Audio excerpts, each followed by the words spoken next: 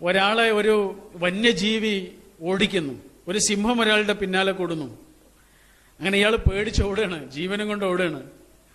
ജീവനും കൊണ്ട് ഓടുന്ന സമയത്ത് ഇയാളുടെ പിന്നാലെ ആ സിംഹമുണ്ട്.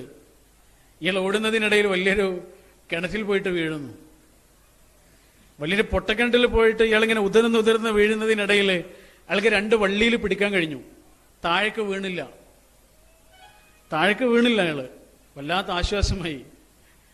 അങ്ങനെ കിതപ്പ് മാറിയിട്ട് അയാള് ആ കിണറിന്റെ താഴേക്ക് ഇങ്ങനെ നോക്കുമ്പോൾ കാണുന്നത് കിണർ നിറയെ വലിയ പാമ്പുകളാണ്.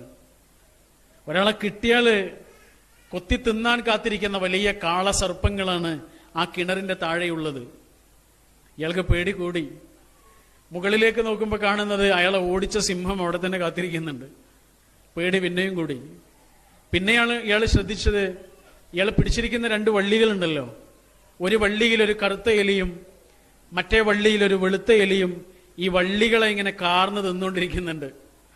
അയാളുടെ പേടിയുടെ ആഴം എത്ര വലുതായിരിക്കും. ഹൃദയം തകർന്നു പോകുന്ന ഒരവസ്ഥയാണ്. പക്ഷെ ആ സമയത്താണ് ഇയാളുടെ മൂക്കിന്റെ തുമ്പിലേക്ക് ഒരു തുള്ളി വന്ന് വീണത്. ഒരു വെള്ളത്തിന്റെ തുള്ളിയാണ്. അതിങ്ങനെ മെല്ലെ മെല്ലെ ഒലിച്ചിറങ്ങിയിട്ട് അയാളുടെ ചുണ്ടറ്റത്ത് വന്ന് അയാളുടെ നാവിൻ തുമ്പിലേക്ക് തട്ടി. അയാളുടെ നാവിൻ തുമ്പിൽ ആ തുള്ളി വന്ന് തട്ടിയപ്പോഴാണ് അയാൾ അറിയുന്നത് അത് വെള്ളത്തിന്റെ തുള്ളിയല്ല, പിന്നെ അതെന്താണ്, അത് തേൻ തുള്ളിയാണ്.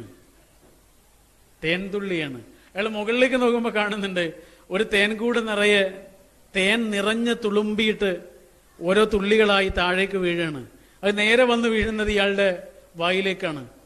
ഇയാൾക്ക് വല്ലാത്ത രസം തോന്നി. ഒരു തുള്ളി വന്ന് അടുത്ത തുള്ളിക്ക് വേണ്ടി കാത്തിരുന്നു.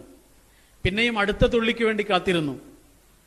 ആ തേൻ തുള്ളി ആസ്വദിക്കുന്നതിനിടയിൽ ഇയാൾ ബാക്കിയുള്ളതൊക്കെ മറന്നുപോയി. താഴെയുള്ള പാമ്പുകളെ ഇയാൾ മറന്നുപോയി. മുകളിലുള്ള സിംഹത്തെ ഇയാൾ വിസ്മരിച്ചുപോയി. അയാൾ പിടിച്ചിരിക്കുന്ന വള്ളി തീർന്നുകൊണ്ടിരിക്കുകയാണ് എന്ന കാര്യവും അയാൾ മറന്നുപോയി.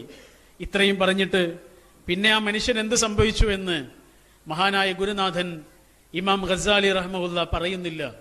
പിന്നെ അദ്ദേഹം പറയണത് ഇതാണ്, നമ്മളൊക്കെ അങ്ങനെയാണ് എന്നാ പറയണത്. എല്ലാ മനുഷ്യരും അങ്ങനെയാണ്. വളരെ ഗൗരവമായി ആലോചിക്കേണ്ട കുറെ വിഷയങ്ങളുണ്ട്. ആ വിഷയങ്ങളിൽ നിന്നൊക്കെ മാറിയിട്ട് ചെറിയ ചെറിയ രസങ്ങളുടെ പിറകെ ഓടുകയാണ് മനുഷ്യർ. ചെറിയ ചെറിയ ആസ്വാദനങ്ങളുടെ പിന്നാലെ ഓടുകയാണ് മനുഷ്യർ.